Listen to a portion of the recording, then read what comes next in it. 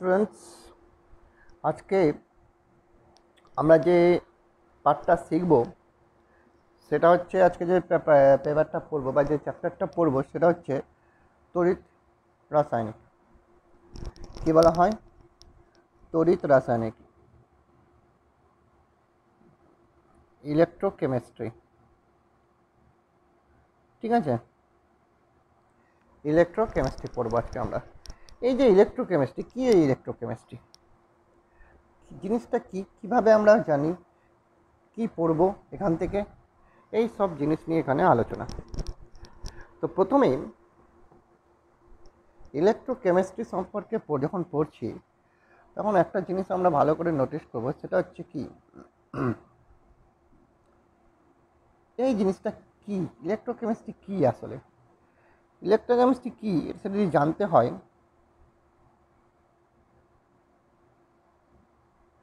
তাহলে আমরা কি দেখব, এখানে কিছু রিয়াকশানস, কিছু জিনিস বুঝবো, সেটা সম্বন্ধে বুঝবো যে ইলেকট্রোকেমিস্ট্রিটা কী। আসলে ব্যাপারটা হচ্ছে, যেখানে ইলেকট্রোকেমিস্ট্রিতে কী আলোচনা করা হয়, যে কোনো তড়িৎ পরিবহন হচ্ছে এবং ওই তড়িৎ পরিবহনের সময়, ঠিক আছে, যে তড়িৎ পরিবহন হচ্ছে, ওই তড়িৎ পরিবহন হওয়ার কারণ বা ওই তড়িৎ পরিবহন হওয়ার ফলাফল, ঠিক আছে, ওই তড়িৎ পরিবহন করার রাসায়নিক কারণ বা ওই তড়িৎ পরিবহন করার রাসায়নিক ফলাফল যে শাখাতে আলোচনা হয় সেটাই হচ্ছে ইলেকট্রোকেমিস্ট্রি। রাসায়নিক কারণ মানেটা কি, একটা তড়িৎ পরিবহন হচ্ছে, এই তড়িৎ পরিবহন বা সৃষ্টি হওয়ার কারণই হচ্ছে একটা রাসায়নিক বিক্রিয়া। ঠিক আছে, ধরো এ প্লাস বি ইকুয়ালস টু হচ্ছে সি প্লাস ডিডি, একটা ইলেকট্রন আদান প্রদান হচ্ছে। তো এই ইলেকট্রনের আদান প্রদানের জন্য তড়িৎ পরিবহন হচ্ছে।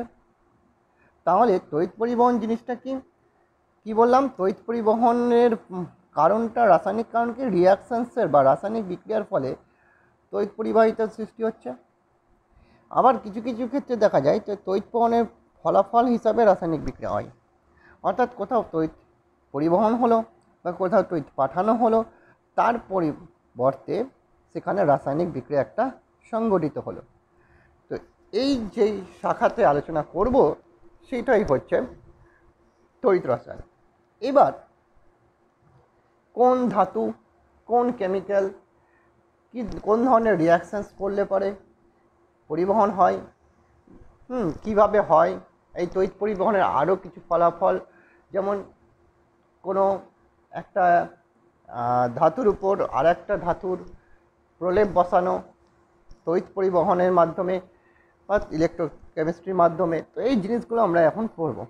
তো এই জিনিসগুলো যেই শাখাতে লেখা আছে বা যেই শাখাতে পড়ি আমরা বিজ্ঞান শাখায়, রসায়নের যেই শাখাতে আলোচনা করি সেটাই আমরা বলি ইলেকট্রোকেমিস্ট্রি। তো ভাই বোনেরা, এবার আমরা জানব যে ইলেকট্রোকেমিস্ট্রি যেটা হচ্ছে এর মেন জিনিসটা কী বা কোথায় ইলেকট্রোকেমিস্ট্রিটা আমরা পড়ব, কার মধ্যে পড়ব। তো বোঝাই যাচ্ছে, তোমরা জানো অলরেডি, যেহেতু ইলেকট্রোকেমিস্ট্রিতে আমরা তড়িৎ পরিবহন ও রাসায়নিক বিক্রিয়ার ব্যাপারে আলোচনা করছি, সেই হেতু আমরা প্রথমেই যেটা পড়ব সেটা হচ্ছে তড়িৎ রাসায়নিক কোষ। ঠিক আছে, প্রথমে আমরা এটা পড়ব, সেটা হচ্ছে তড়িৎ রাসায়নিক কোষ। এই তড়িৎ রাসায়নিক কোষটা কি,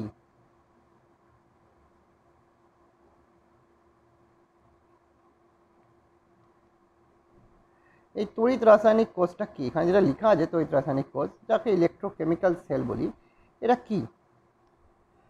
তো দেখো এখানে কি লিখেছে, যে ব্যবস্থার মাধ্যমে তড়িৎ শক্তিকে রাসায়নিক শক্তিতে বা রাসায়নিক শক্তিকে তড়িৎ শক্তিতে রূপান্তরিত করা হয় তাকে তড়িৎ রাসায়নিক কোষ বলা হয়। অর্থাৎ আমি একটু আগেই বললাম, কি বললাম, একটু আগেই বললাম যে কেমিক্যাল রিয়াকশানসের ফলে কেমিক্যাল রিয়াকশানসের ফলে কি হচ্ছে, তড়িৎ পরিবহন হচ্ছে।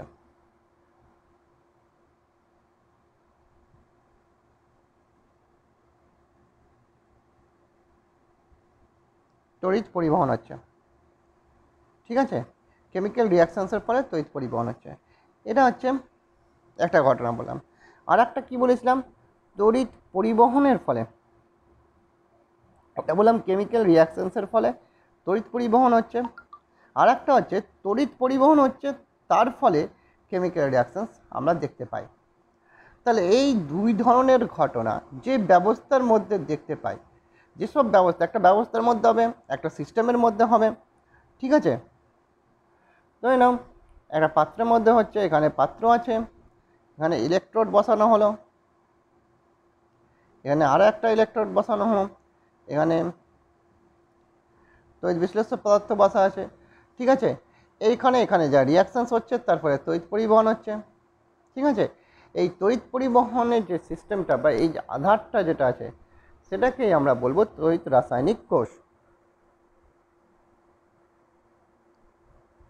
তাহলে বোঝা গেল তড়িৎ রাসায়নিক কোষ কীভাবে হচ্ছে। তড়িৎ রাসায়নিক কোষ দুইভাবে ব্যাখ্যা হচ্ছে। একটা হচ্ছে কেমিক্যাল রিয়াকশানস থেকে বা রাসায়নিক শক্তি থেকে তড়িৎ শক্তি রূপান্তরিত। এর মানে হচ্ছে কেমিক্যাল রিয়াকশানস হচ্ছে, তার ফলে তড়িৎ পরিবহন হচ্ছে, অর্থাৎ রাসায়নিক শক্তি থেকে তড়িৎ শক্তি রূপান্তরিত। আর একটা হচ্ছে তড়িৎ শক্তি হচ্ছে, তার ফলে রাসায়নিক বিক্রিয়া হচ্ছে, অর্থাৎ তড়িৎ শক্তি থেকে রাসায়নিক শক্তিতে রূপান্তর।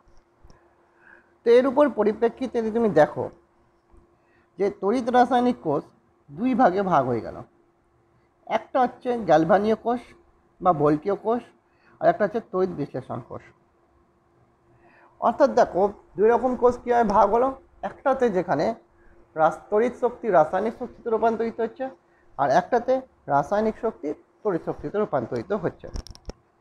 তো দেখো আমরা পড়ে নেব এখানে যে গ্যালভানীয় বা ভোল্টীয় কোষ কী। যে তড়িৎ রাসায়নিক কোষ রাসায়নিক শক্তি তড়িৎ শক্তিতে রূপান্তরিত হয়, বলছে যে তড়িৎ রাসায়নিক কোষে রাসায়নিক শক্তি তড়িৎ শক্তিতে রূপান্তরিত হয় তাকে গ্যালভানীয় বা ভোল্টীয় কোষ বলে থাকি। এক্ষেত্রে কোষে সংঘটিত স্বতঃস্ফূর্ত বিক্রিয়া রাসায়নিক বিক্রিয়া উৎপন্ন তড়িৎ শক্তিতে রূপান্তরিত হয়। অর্থাৎ রাসায়নিক শক্তিতে যে রাসায়নিক বিক্রিয়ার ফলে যে শক্তিটা উৎপন্ন হয় সেটাই কনভার্টেড টু তড়িৎ শক্তি। এই যে উদাহরণ হচ্ছে গ্যালভানীয় কোষের ড্যানিয়েল কোষ, নির্জল কোষ, জ্বালানি কোষ, ব্যাটারি, এগুলো হচ্ছে এর উদাহরণ। আর একটা হচ্ছে তড়িৎ বিশ্লেষণ কোষ।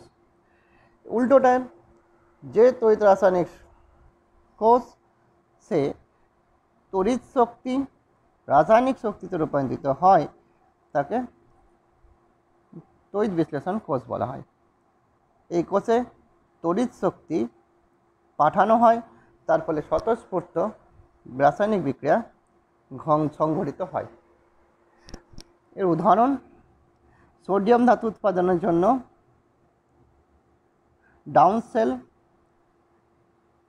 আর একটা হচ্ছে তোমার এখানে সলভে কেন্ডার সেল। তাহলে এইরকম সেলগুলো আমরা দেখতে পাই।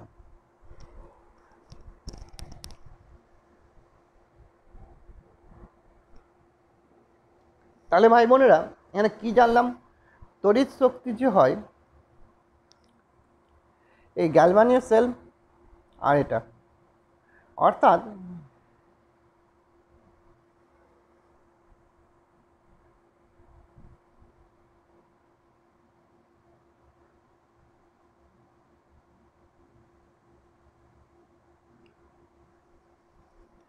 এটা ধরে নাও অ্যানোড, এটা ধরে নাও ক্যাথোড।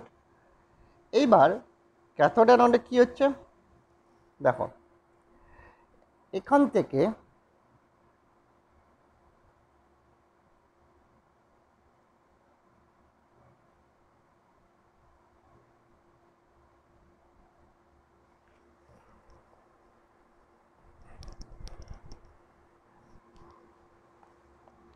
তাহলে ক্যাথোড অ্যানোডে কী হচ্ছে দেখো, যে ছবিটা আঁকলাম অনেক কী বোঝাতে চাইছি আমরা, ওখানে কী বোঝাতে চাইছি আমরা, যে কীভাবে জিনিসটা হচ্ছে, আমি ব্যাখ্যাটা করছি যেটা আমি এখন পড়লাম। তো এটা হয়ে গেল এটা হয়ে গেল ক্যাথোড, সি লিখে দিলাম এখানে, আর এটা হলো অ্যানোড, এটা এ লিখে দিলাম। তো দেখো এখানে তড়িৎ বিশ্লেষ্য পদার্থ ই লিখে দিলাম, মানে ইলেকট্রোলাইট। এইবার এখান থেকে এখানে মাধ্যমে আসে, এখানে রাসায়নিক বিক্রিয়া ঘটে ক্যাথোড অ্যানোডের মধ্যে, তার ফলে এখানে এক্সেস ইলেকট্রন তৈরি হয়, যার জন্য এটা নেগেটিভ দিয়ে সাইন দিয়ে দেখাই আমরা। এটা কি করে এদিক দিয়ে যায় আর এই ক্যাথোডে আসে, ইলেকট্রনের পরিবহন এদিকে হচ্ছে, তার ফলে তড়িৎ পরিবহন উল্টো দিকে হয়। তো এই যে ঘটনাটা ঘটে, এই ধরনের কোষই হচ্ছে রাসায়নিক বিক্রিয়া হলো, তারপরে তড়িৎ পরিবহন হলো, এই ধরনের ঘটনায় এই ধরনের কোষকেই বলা হয় গ্যালভানীয় কোষ।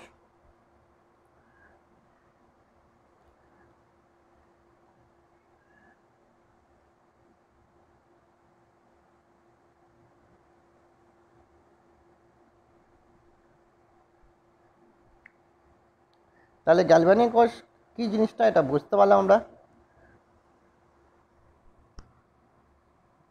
আমরা এই পার্থক্যটা আমি যেই বই থেকে তোমাদের পড়াচ্ছি, সেই বইটার যে ছবি তুমি দেখতে পাচ্ছ, সেটা ছায়া প্রকাশনীর, ঠিক আছে, ছায়া প্রকাশনী তড়িৎ রাসায়নিক চ্যাপ্টারটা। গ্যালভানীয় কোষ ও তড়িৎ বিশ্লেষ্য কোষের মধ্যে পার্থক্য, এটা অবশ্যই তোমরা করবে, এটা ভিবিআই, ঠিক আছে। আচ্ছা,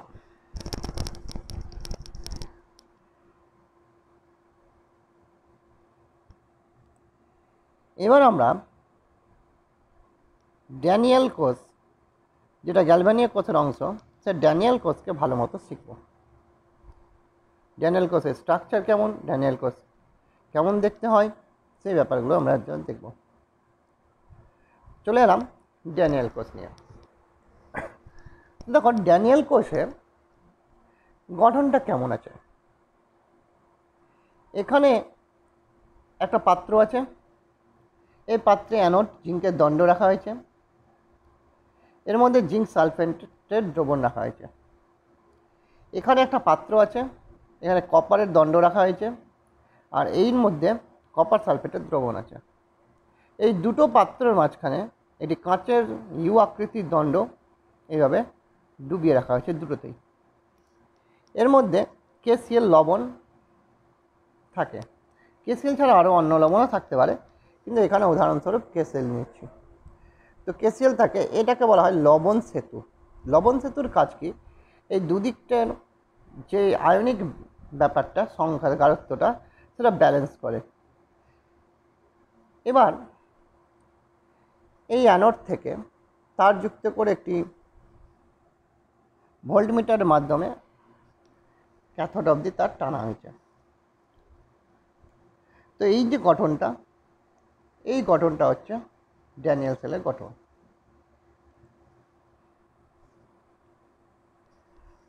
এইখানে রিয়াকশনস কীভাবে হয় আমরা বুঝব। এই জিঙ্কে ক্যানোডে জিঙ্ক দণ্ডটা ইলেকট্রন ত্যাগ করে জিঙ্ক প্লাস হয়ে দ্রবণে মিশে যায়। অর্থাৎ অ্যানোডে যেটা ঘটে সেটা আমরা এখানে লিখছি, জিঙ্ক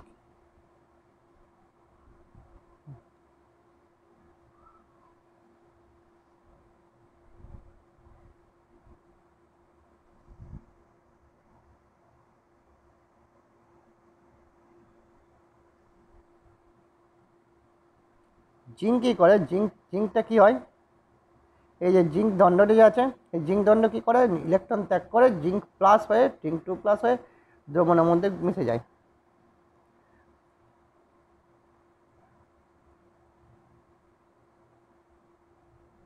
জিঙ্ক 2 প্লাস 2 ইলেকট্রন, এই দুটো ইলেকট্রন ত্যাগ করছে, আর জিঙ্ক 2 প্লাস হয়ে এই দ্রবণটার মধ্যে মিশে যাচ্ছে। অর্থাৎ এখান থেকে জিঙ্ক ছুটে ছুটে পড়ছে, অর্থাৎ ক্ষয় হচ্ছে, অ্যানোডে জিঙ্ক দণ্ডতে ক্ষয় হচ্ছে, ঠিক আছে। এখানে কি হয়, কপার সালফেট এই যে ইলেকট্রনটা, এই ইলেকট্রনটা এর মধ্যে ঘনত্ব তৈরি করে এবং এই তার দিয়ে গিয়ে ক্যাথোডে এসে পৌঁছায়। ক্যাথোডে কপার 2+ দ্রবণের ক্যাথোডের দিকে যায়, আর এই যে এখান থেকে ইলেকট্রনটা আসে, এই ইলেকট্রনটা একে শোষণ করে বা একে এর সাথে যুক্ত হয়ে কপার পরিণত হয়ে যায় এবং কপার হয়ে আবার এই দণ্ডটার মধ্যে আটকে যায়, অর্থাৎ এখানে যুক্ত হয়, কপার জমা হয়, ওই দণ্ডটা মোটা হয়ে যায়। এটা ক্ষয় হয় বলে পাতলা হয়, আর এটা এখানে কপার যুক্ত হয় বলে এটা আরও মোটা হতে থাকে। অর্থাৎ কি হয় ক্যাথোডে,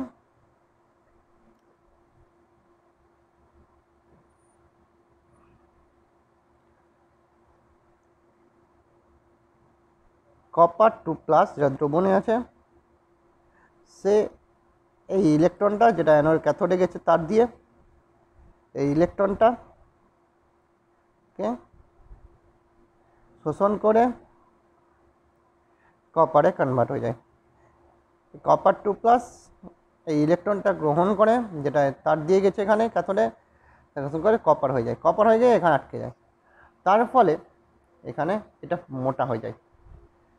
তো তাহলে বুঝতে পারছো ইলেকট্রন এখানে জিঙ্কের দ্বারা তৈরি হয়, এই ইলেকট্রন গিয়ে এটা দিয়ে যেতে শুরু করে, তার ফলে তড়িৎ পরিবহন উল্টো দিক দিয়ে হয়। এটা ইলেকট্রনের প্রবাহ আর এটা তড়িৎ প্রবাহ উল্টো দিকে। তাহলে এটা হচ্ছে ড্যানিয়েল কোষ, সিম্পল অ্যান্ড সহজ।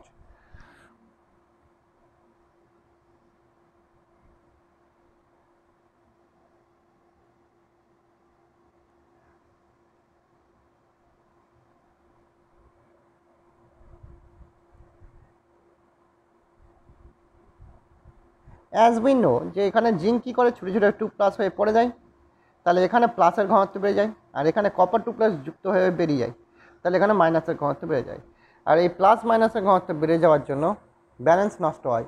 এই কারণে লবণ সেতু কী হয়, এইটা ব্যালেন্স সৃষ্টি করে, যে প্লাসের দিকে মাইনাসটা একটু হেলে যায় আর মাইনাসের দিকে প্লাসটা হেলে যায়, এর ফলে দুজনের দিকেই ব্যালেন্সটা থাকে। এটা এইখানে লেখা আছে, ভালো করে পড়বে, আর এটা লবণ সেতুর কাজ। ঠিক আছে, ভালো করে পড়বে, পেজ নাম্বার তো দেখতেই পাচ্ছ প্রত্যেকে, একদম নিউ এডিশন বইয়ের কথা বলছি এটা। ঠিক আছে,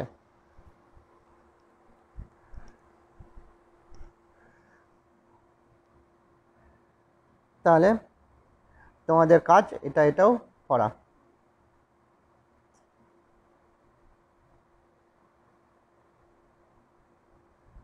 এটাও পড়া।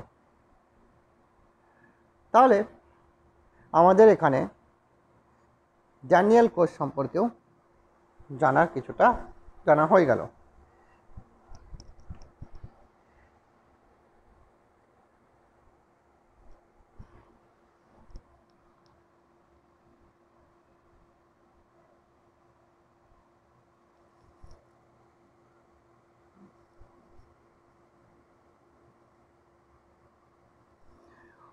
এবার দেখো সরল ভোল্টীয় কোষ। সরল ভোল্টীয় কোষ দেখো একটাই পাত্রে, একটু আগে দেখলাম দুটো আলাদা আলাদা পাত্র, একটা অ্যানোডের পাত্র ছিল, একটা ক্যাথোডের পাত্র ছিল, এবং অ্যানোডের মধ্যে অ্যানোডের চুবানো ছিল আর ক্যাথোডের মধ্যে ক্যাথোড চুবানো ছিল। কিন্তু এখানে একটা কমন পাত্র আছে, যার মধ্যে অ্যানোডও চুবানো আছে, ক্যাথোডও চুবানো আছে, আর এর যে তড়িৎ বিশ্লেষক পদার্থ হিসাবে নেয় সেটা সাধারণ, দুজনের ক্ষেত্রে সাধারণ কমন হতে হবে, সেটা যেমন সালফিউরিক অ্যাসিড। এদের দুটোকে জয়েন্ট করা হলো। ঠিক আছে, এখানে তুমি রিয়াকশানস দেখতে পারো যে জিঙ্ক একই রকমভাবে অ্যানোড থেকে জিঙ্ক আছে, এই ইলেকট্রন ত্যাগ করে জিঙ্ক প্লাস এখানে মিশে যায়, আর এখানে যে হাইড্রোজেন প্লাস আছে অ্যাসিডের, সেই হাইড্রোজেন প্লাসটা এখান থেকে ইলেকট্রন নিয়ে হাইড্রোজেন গ্যাস হয়ে বেরিয়ে যায়। ঠিক আছে, দেখতে পাচ্ছি এখানে। এইবার তাহলে কি হলো, জিঙ্ক ইলেকট্রন ত্যাগ করে জিঙ্ক প্লাস 2 ইলেকট্রন ত্যাগ করেছে, আর এর মধ্যে যেটা H+ আছে অ্যাসিড থেকে, সেই H+টা ইলেকট্রন গ্রহণ করে H2 গ্যাস হয়ে বেরিয়ে গেছে। তো এটা এখানকার দুটোই এটা। তো এখানে জিঙ্ক যখন 2+ ত্যাগ করে ইলেকট্রন ত্যাগ করে দুটো ইলেকট্রন ত্যাগ করে 2+ হয়ে এখানে মিশেছে, তো এই দুটো ইলেকট্রন এই দিয়ে রড দিয়ে বা ইলেকট্রোডটা দিয়ে তার দিয়ে উপরেও আসতে পারে, ক্যাথোডেও আসতে পারে, কিংবা আবার দ্রবণের ভিতর দিয়েও ইলেকট্রনটা পরিবহন হয়, কারণ দ্রবণটা একটা দ্রবণের মধ্যেই আছে দুজন, আর দ্রবণ তো আয়নিক দ্রবণ, তাই জন্য এখান থেকে এখানেও আসতে পারে, পরিবহন হতে পারে। আর ঠিক একই কারণে, যেহেতু এটা দিয়েও যেতে পারে ইলেকট্রন, আর এটা দিয়েও যেতে পারে, সেই কারণে যদি এখানে তুমি বন্ধও করে দাও তারটা, যদি এদের কানেকশান চ্যুত করে দাও, তাও কিন্তু রিয়াকশান চলতে থাকবে এবং একসময় শেষ হয়ে যাবে। কী হবে, এখান দিয়ে ইলেকট্রন যেহেতু যেতে পারে। তো এটা হচ্ছে এটা অসুবিধা, এই সরল ভৌতিক কোষের ব্যবহারের অসুবিধা। এটা এখানে লেখা আছে অসুবিধাটা, তোমরা দেখতে পারো, অসুবিধা নেই। ঠিক আছে,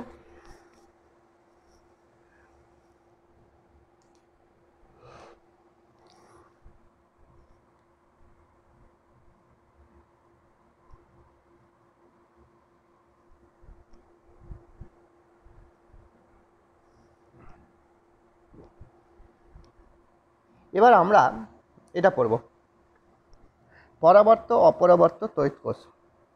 ঠিক আছে, পরাবর্ত অপরাবর্ত তড়িৎ কোষটা কী, জিনিসটা কী, কীভাবে হচ্ছে, এই প্রত্যেকটা জিনিস আমরা পরে দেখব। তো দেখো এখানে কি বলছে, একটা গ্যালভ্যানিক কোষের বিভব হচ্ছে ই, আর বাইরে থেকে যে বিভবটা দিচ্ছি সেটা হচ্ছে ই ড্যাশ। পরাবর্ত অপরাবর্ত কোষের ক্ষেত্রে ধরো বাইরে থেকে তুমি ইলেকট্রিক কোনো একটা কারেন্ট থেকে যে তার দিয়ে নিয়ে আসছো, সেটার বিভব হচ্ছে ই ড্যাশ। আর এখানে যেই বিভবটা সৃষ্টি আছে অটোমেটিক্যালি, আমি একটা পাত্রের মধ্যেই রাখছি জিনিসটাকে, ঠিক আছে, এদের বিভব হচ্ছে ই। এবার ইর বিভবের জন্য কী হয়, তড়িৎ কী হয়, বাইরের দিকে যায় বা তড়িতে প্রদান করে। আর ই ড্যাশ বিভব হচ্ছে কী হচ্ছে, তড়িৎ এর মধ্যে দিচ্ছে, কোষের মধ্যে দিচ্ছে। দুটো দেখো অপোজিট, কারণ এরা কোষ ই বিভবের জন্য কোষ কী করছে, আমাদের ইলেকট্রিক দিচ্ছে, বাহ্যিক বাইরে ইলেকট্রন তড়িৎ প্রবাহ পাঠাচ্ছে। আর ই ড্যাশের জন্য বাইরে থেকে তড়িৎ এর দিকে আসছে। তাহলে দুটো অপোজিট ডিরেকশানে কাজ করে। তার মানে তুমি বলতে পারো এটা একটা ফোর্স আর এটা একটা ফোর্স, ই একটা ফোর্স, ই ড্যাশ একটা ফোর্স। এই দুটো ফোর্স একে অপরের সাথে কী করছে, অপোজিটে কাজ করছে। কারণ এ তড়িৎ এদিকে পাঠায় আর এরা তড়িৎ এদিকে পাঠায়, অর্থাৎ এ বাইরে পাঠায় আর এ বাইরে থেকে ভিতরে পাঠায়, দুটোর বিভাগের কাজ এটা। এবার ধরো তুমি কি করলে, যদি ই ইকুয়ালস টু ই ড্যাশ হয়, তাহলে কী হবে, তাহলে না তড়িৎ বেরোবে আর না এটা চার্জ হবে। এটা ব্যাটারির চার্জ কজন এদিক থেকে এদিকে আসে, ঠিক আছে, তাহলে এদিকে আসছে, দিক থেকে এদিকে আসছে না, অর্থাৎ ব্যাটারি চার্জও হবে না। আর এদিক থেকে এদিকে গেলে তাহলে কী হচ্ছে, ব্যাটারি কাজও করবে না, অর্থাৎ কোনো তড়িৎও দিচ্ছে না, বাইরেও দিচ্ছে না, এখান থেকে তড়িৎ সাপ্লাই হচ্ছে না, আর এদিক থেকে তড়িৎ আসছেও না, যখন দুটো সমান হয়। ঠিক আছে, এবার ধরো তুমি কি করলে, ই ড্যাশ বাইরে থেকে যে বিভবটা পাঠাচ্ছ সেটা তোমার হাতে কন্ট্রোল আছে, সেটা কিছুটা কমিয়ে দিলে বিভবটা, সাপোজ ই ড্যাশ থেকে ডি ই ড্যাশ কমিয়ে দিলে।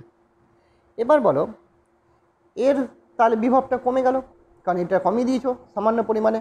এই সামান্য পরিমাণে কমানোর জন্য এ কী হবে, এদিকে তাহলে কী হবে, আমরা কী হবে, চার্জ হবে না, কিন্তু এই তড়িৎ পরিবহন করতে শুরু করবে, এর তড়িৎ দিতে সাহায্য করবে, কোষ তড়িৎ দিতে শুরু করে দেবে, অর্থাৎ এখান থেকে তড়িৎ এইভাবে যাচ্ছে, বুঝতে পারলে। কিন্তু এদিক থেকে কোনো তড়িৎ আসবে না, অর্থাৎ কোষ চার্জ হচ্ছে না, কিন্তু এ ডিসচার্জ হচ্ছে, অর্থাৎ ডিসচার্জিংটা এখানে হবে, চার্জিংটা হবে না। কথা বুঝতে পারছো?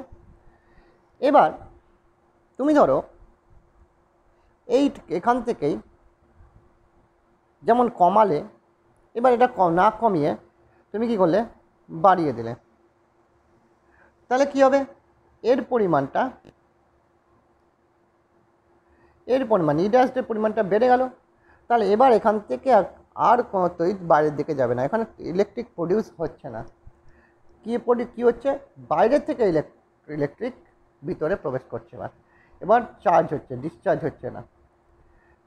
ঠিক আছে, তো এই যে ঘটনাটা এখানে এই পোর্শনে লেখা আছে, ভালো করে এটা পড়বে, এটা ইম্পর্টেন্ট জিনিস।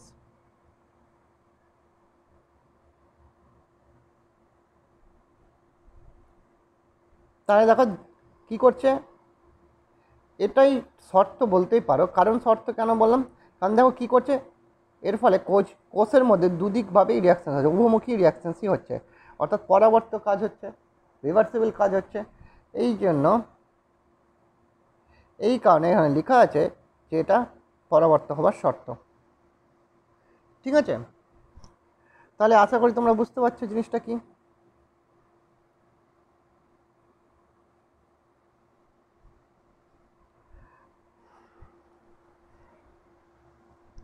তাহলে এবার আমরা নেক্সট পেজে চলে যাই।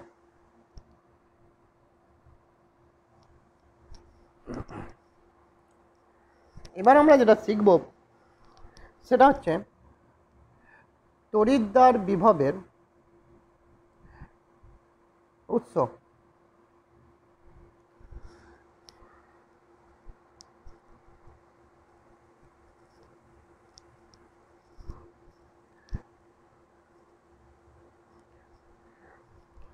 তড়িৎদ্বার বিভবের উৎস, দেখো তড়িৎদ্বার বিভবটা কি অ্যাকচুয়ালি, তার আগে বলে দিই। ধরো একটা পাত্র আছে, এর মধ্যে অ্যানোড বা ক্যাথোড আছে।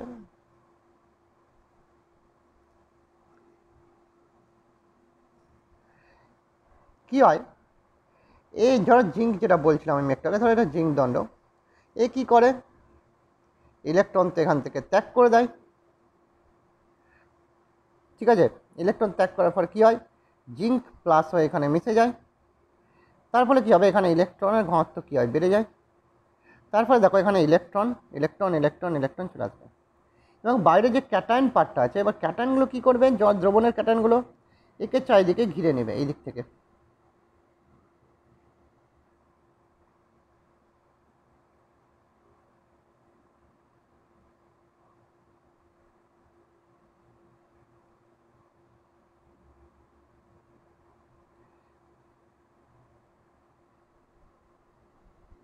একে চারিদিক থেকে কী হচ্ছে, এভাবে লাল দিয়ে দিলাম, ঘিরে নিল।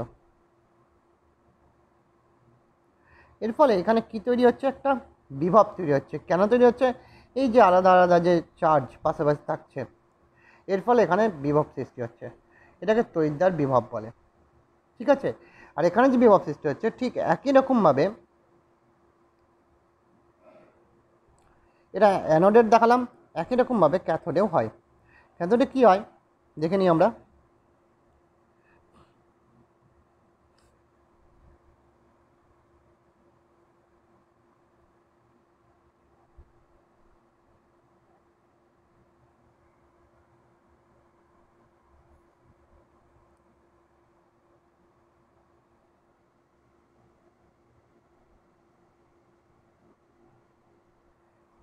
ক্যাটায়নগুলো কি এখানে আটকে যায়, তার ফলে এখানে এবার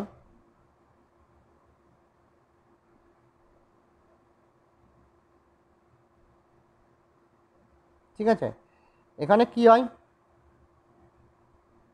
ভিতরে কি হয়, পজিটিভ চার্জ আটকে থাকে এবং বাইরে অ্যানায়নের পরিমাণ বেড়ে যায়। এই অ্যানায়নগুলো নেগেটিভ হয়ে এখানে আটকে থাকে, চারিদিকে ঘিরে থাকে। এর ফলে এখানেও কিন্তু একটা বিভব প্রভেদের সৃষ্টি হয়ে যায়। এই বিভব প্রভেদের সৃষ্টি হওয়ার জন্য ঠিক আছে, এখানেও একটা বিভব সৃষ্টি হয়। তাহলে এই দুজনের যে বিভব সৃষ্টি হয়, এটা হচ্ছে ক্যাথোডের, আর একটু আগে যেটা দেখালাম সেটা অ্যানোডের।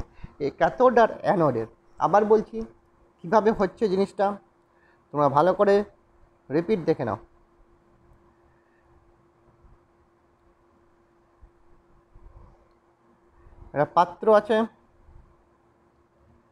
একটা পাত্র আছে, এর মধ্যে ইলেকট্রোড আছে,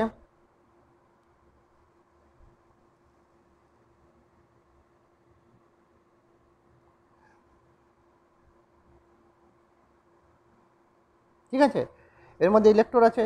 এবার কি হয়, জিঙ্ক, ধরো এটা অ্যানোড আছে, তো অ্যানোডে কী হয়, জিঙ্ক 2+ হয়, এখান থেকে জিঙ্ক ইলেকট্রন ছেড়ে বাইরে পড়ে যায় এবং এর মধ্যে ইলেকট্রনগুলো থেকে যায়। তার ফলে কি হয়, এখানে ইলেকট্রনের ঘনত্ব বেড়ে যায় এবং এই যে প্লাসটা ছাড়ে, এই প্লাসগুলো কি করে, এখানে যে প্লাসের ঘনত্ব বেড়ে যায়, যে প্লাসগুলো কী করে, একে ইলেকট্রনগুলোকে চারিদিক থেকে ঘিরে রাখে। এই যে প্লাস আর মাইনাসের দুটো লেয়ার তৈরি হয়ে যায় এখানে, এটাকেই বলা হয় তড়িৎদ্বার বিভব। একই রকম ওখানে হয়, অপোজিটটা হয়, ভিতরে প্লাস থাকে কারণ ক্যাটায়নগুলো ভিতরে চলে যায়, এই ইলেকট্রনের সাথে যুক্ত হয় কারণ ওখান থেকে ইলেকট্রন টেনে নেয় ক্যাটায়নগুলো, তাই না? দেখাচ্ছি যেমন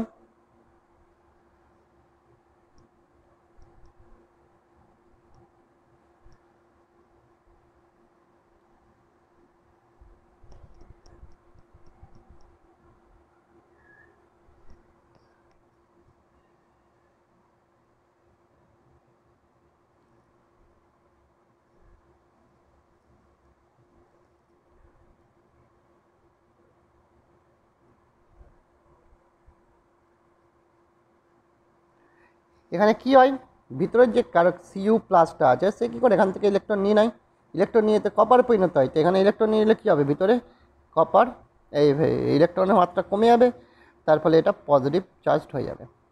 এবং এর মধ্যে যেহেতু কপার প্লাস এখান থেকে ইলেকট্রন নিয়ে এখানে যুক্ত হয়ে যায়, যেহেতু কপার প্লাস এখান থেকে ইলেকট্রন নিয়ে এখানে যুক্ত হয়ে যায় ইলেকট্রনের মধ্যে, সেহেতু বাইরে নেগেটিভের ঘনত্ব বেড়ে যায়। তার ফলে এখানে নেগেটিভ আয়নগুলো একে ঘিরে নেয়। তার ফলে দেখো এখানেও একটা লেয়ার সৃষ্টি হচ্ছে পজিটিভ আর নেগেটিভের, এই লেয়ারটার জন্য এখানেও বিভব সৃষ্টি হয়, তাহলে এটাকেও বিভব বলা হয়। ঠিক আছে, তাহলে লেয়ার তৈরি হচ্ছে, এটাকেই বিভব বলি আমরা। তাহলে অ্যানোডের যে বিভব সৃষ্টি হলো, ক্যাথোডের যে বিভব সৃষ্টি হলো, এই দুজনের বিয়োগফলই হচ্ছে বিভব প্রভেদ কোষের। কিন্তু সমস্যা হচ্ছে স্যার, এই বিভব সৃষ্টি হয় কেন? এই বিভব সৃষ্টি হওয়ার পিছনে কারণটা কি? ঠিক আছে, এই বিভব সৃষ্টি হওয়ার পিছনে কারণটা দেখো কি বলছে। এই যে বলছে দেখো যে যখন কোনো দ্রবণের মধ্যে যে ঘটনাটা ঘটে, একটা অভিসারক চাপ থাকে, কি বলছে যে কোনো ধাতব দণ্ডের নিজস্ব আয়ন সমন্বিত দ্রবণে নিমজ্জিত হলে, নিজের আয়নের সমন্বিত দ্রবণে নিমজ্জিত থাকলে ধাতুর ওই দ্রবণের মধ্যে ধাতব আয়ন পাঠানোর প্রবণতা দেখায়। যেমন জিঙ্ক সালফেটের দ্রবণের মধ্যে দ্রবীভূত আছে, জিঙ্ক কী করছে, পাঠানোর একটা চাহিদা দেখাচ্ছে। অর্থাৎ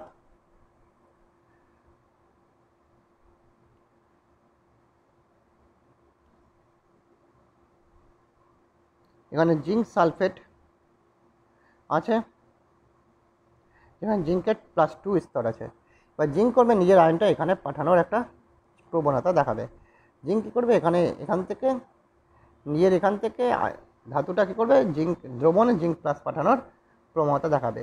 তার ফলে এদিক থেকে একটা এদিকে চাপ কাজ করে। ঠিক আছে, সেই চাপটাকে বলা হয় ধাতব আয়ন সমন্বিত অভিসারক চাপ। ঠিক আছে, আর একটা কী বলছে দেখো, অভিসারক চাপ তাহলে বুঝে নিলাম কি, এবং বলছে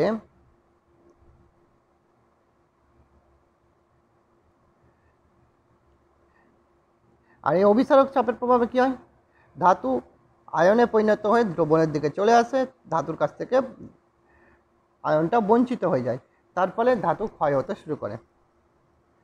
এবং আর একটা হয়, সেটা হচ্ছে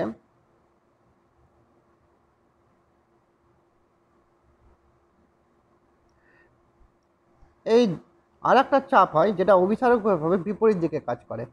সেটা কি, পরমাণুর মধ্যে সঞ্চিত করার চেষ্টা করে, কি যে ইলেকট্রনটা পাঠায়, সেই ইলেকট্রন থেকে গ্রহণের মাধ্যমে যে ইলেকট্রনটা এখান থেকে অ্যানোড থেকে গেল, অ্যানোডের মধ্যে এই প্রবণতা দেখতে পাওয়া যায়।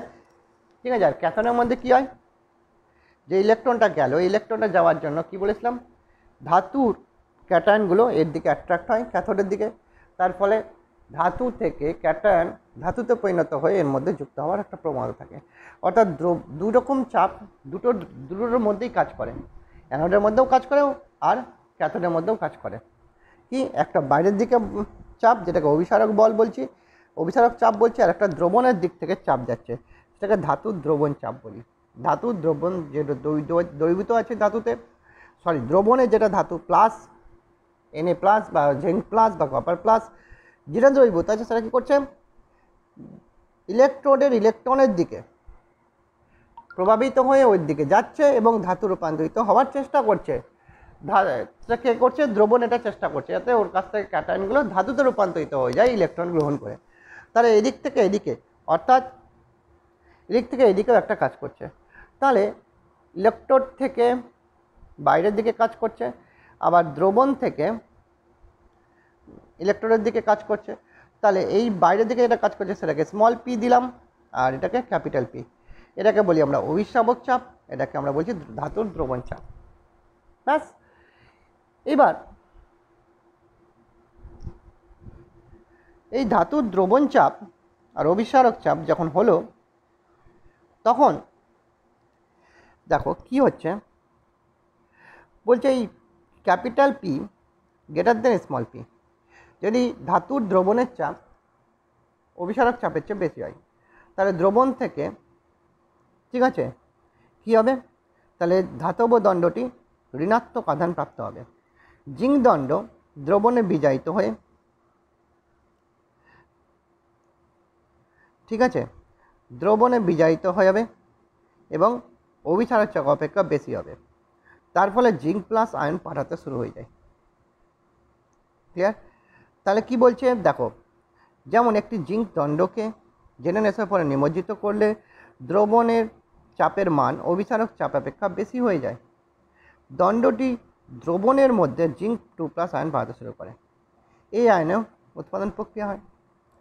তার মানে কি হচ্ছে দেখো, কি বলল যে একটা চাপ যেটা আছে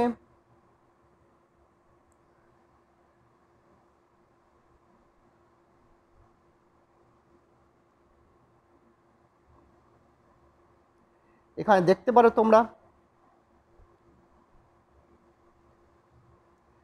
P is greater than P, ঠিক আছে। তাহলে কি হচ্ছে, তার ফলে এদিক থেকে এদিকে চাপটা কি হচ্ছে, বেশি হচ্ছে, তারপরে জিঙ্ক থেকে জিঙ্ক 2+ হওয়ার প্রবণতা বেড়ে যাচ্ছে। আর যখন এদিক থেকে এদিকে চাপটা বেশি হচ্ছে, তখন কপার সালফেট বেশি হচ্ছে। কপার সালফেট কী হচ্ছে, কপার 2+টা ইলেকট্রন নিয়ে কপারে পরিণত হয়ে যাচ্ছে। আর যখন সমান থাকছে তখন কোনো তৈরি হচ্ছে না। তো এই যে বললাম বিভবটা কি, দ্বিস্তর ইলেকট্রিক্যাল ডাবল লেয়ার যেটা তৈরি হচ্ছে, প্লাস মাইনাসের ডাবল লেয়ার, এটাই এখানে আবার লেখাও আছে, তোমার সমস্যা হবে না। আশা করি তোমরা বুঝতে পেরেছ এই পার্টটাও। তাহলে আমরা নেক্সট পেজে দিকে এগোই। এটা তো হলো, এখনই বললাম।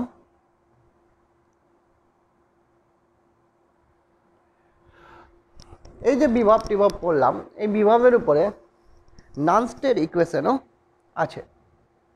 নানস্টের ইকুয়েশন, এই নানস্টের ইকুয়েশনটা কি, এই নানস্টের ইকুয়েশনটা কি, হোয়াট ইজ নানস্ট ইকুয়েশন? নানস্ট ইকুয়েশনটা কীভাবে হচ্ছে, ধরে নাও একটা রিয়াকশন আছে এরকম, এ বি বি মানে a mole of A plus b mole of B plus n mole of E, মানে ই মানে ইলেকট্রন, ইলেকট্রন আদান প্রদান হচ্ছে এন সংখ্যক, আর উৎপন্ন হচ্ছে সি মোল অফ সি আর ডি মোল অফ ডি। তো এটা কি জিনিস, যখনই তুমি এটার নানস্টের ইকুয়েশন তৈরি করবে, খুব সহজ, ই ইকুয়ালস টু E0, একদম মুখস্থ, E equals to E0 minus RT by NF ln, উপরে থাকবে, এই উপরের অংশ থাকবে, উপরের অংশ এই যে এটা দাগ যে দিলাম, এর উপরের অংশে, ভগ্নাংশের উপরের অংশ থাকবে কি, রিঅ্যাক্ট্যান্ট, এবং রিঅ্যাক্ট্যান্টকে মোল মোলার গারত্ব থাকবে, রিয়াক্ট্যান্টের মোলার গারত্ব, যেটাকে আমরা থার্ড ব্র্যাকেট দিয়ে লিখছি। দেখো সি থার্ড ব্র্যাকেটে রাখা হচ্ছে, এটা মোলার গারত্বকে ব্যাখ্যা করার জন্য রাখছি। এবং তার সহগ যে থাকবে সেটা ওর পাওয়ার হয়ে যাবে, দেখো C to the power C, আর D to the power D, এই পাওয়ারটা হয়ে যাবে বাই রিয়েজেন্ট। ঠিক আছে, reactant by product by reactant. এটা প্রোডাক্ট, প্রথমে ভুল বলেছিলাম, রিয়াক্ট্যান্ট বলে দিয়েছিলাম। উপরে হবে প্রোডাক্ট, ঠিক আছে, আর নিচে হবে রিয়াক্ট্যান্ট। রিয়াক্ট্যান্টে কী আছে দেখো, এ টু দি পাওয়ার এ, মানে এই যে একই রকম মোলার গারত্ব থার্ড ব্র্যাকেট দিয়ে বোঝানো হয়েছে, আর ওর সহগ যেটা আছে ওটা power B to the power B, দুজনের গুণফল। ঠিক আছে, প্রোডাক্টের একটা প্রোডাক্ট এর মোলার গারত্ব ওর সহগের পাওয়ার ইন্টু দ্বিতীয় প্রোডাক্টটা, ওর কাছে যদি তৃতীয় থাকতো তো তৃতীয় এখানে গুণ হতো। ঠিক আছে, আচ্ছা এবার এই যে এলএনটা লিখেছি, এই এলএনটা ওঠানোর জন্য এলএনের সম্পর্ক হচ্ছে এলএন সমান সমান 2.303 লগ। তাই না, এলএনকে যদি উঠাতে হয় তো 2.303 লগটা ব্যবহার করতে হয়। এই কারণে এখানে এলএনটা উঠিয়ে এখানে দেখো 2.303 ব্যবহার করা হয়েছে। আর এই এনটা হচ্ছে নাম্বার অফ ইলেকট্রন আদান প্রদান। ঠিক আছে, তো তোমাকে রিয়াকশানস দিয়ে দিবে, তোমাকে কিছুই নয় টেম্পারেচার হিসাবে টি লিখতে হবে, আর এর মান তোমরা জানো। এফ সমান সমান হচ্ছে 96500 কুলম্ব। 96500 কুলম্ব। ঠিক আছে, তাহলে নানসের ইকুয়েশনটা বারবার প্র্যাকটিস করবে। ঠিক আছে, কারণ এটা পরীক্ষায় বারবার দেয় এবং অঙ্কতেও দেয়, নানসের ইকুয়েশন থেকে অঙ্ক দেয়, তো ইকুয়েশন তৈরি করেই আঁকতে হয়, এক একটা বিক্রিয়ার ক্ষেত্রে এক একটা। তো তবে যদি তোমার কাছে কোনো রিয়াক্ট্যান্ট আছে, সাপোজ জিঙ্ক, এর মোলার গারত্ব করলে কিন্তু জিঙ্কটা সলিডে আছে, ঠিক আছে, তাহলে এর মোলার গারত্ব সমান সমান 1, এর মোলার গারত্ব সমান সমান 1। বা তোমাকে যদি জল দেয় বা এমন কোনো বিশুদ্ধ দ্রাবক আছে, এরও মোলার গারত্ব সমান সমান 1ই লেখা হয়। ঠিক আছে, এটা সবসময় মনে রাখবে। কোনো কিছু যদি সলিডে থাকে তাহলে ওর মোলার গারত্ব, সে যেই থাক না কেন, যদি সলিড থাকে তাহলে মোলার গারত্ব 1 হবে, আর যদি পিওর জল থাকে তাহলে ওর মোলার গারত্ব হবে 1।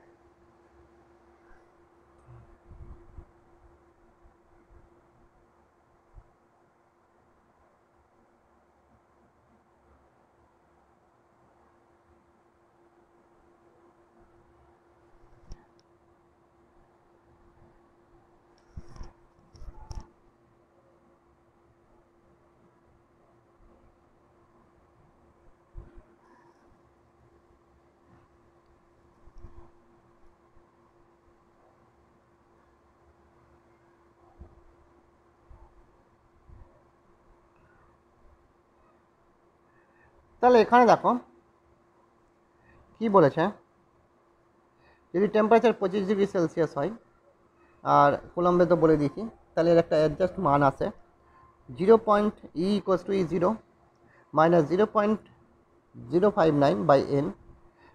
ঠিক আছে, লগ অফ এটা, এর মানে হচ্ছে এর মানে RT আর F আর 2.303 এই সবটা একসাথে যে মানটা বেরোবে, এই যে এইটা এখানে দেওয়া আছে দেখো, ঠিক আছে, 2.303 RT N F শুধু, ঠিক আছে, এনটা না, এনটা দেখো এখানে আছেই। ঠিক আছে, এদের মানটা বেরোয় 0.059 কততে, 25°C। এটা একটা ক্যালকুলেশন বই আছে, করে নেবে। আর বই থেকে এবার এইগুলো প্র্যাকটিস করবে, যদি কোথাও অসুবিধা হয় বুঝতে হোয়াটসঅ্যাপে আমাকে জানাবে। ঠিক আছে, তাহলে পরের দিন আমরা শিখব স্ট্যান্ডার্ড বা প্রমাণ বিভব কী আর ওটা কীভাবে বের করে। তাহলে আজকে এই পর্যন্ত, আমরা দেখা করছি পরের ক্লাসে। Thank you.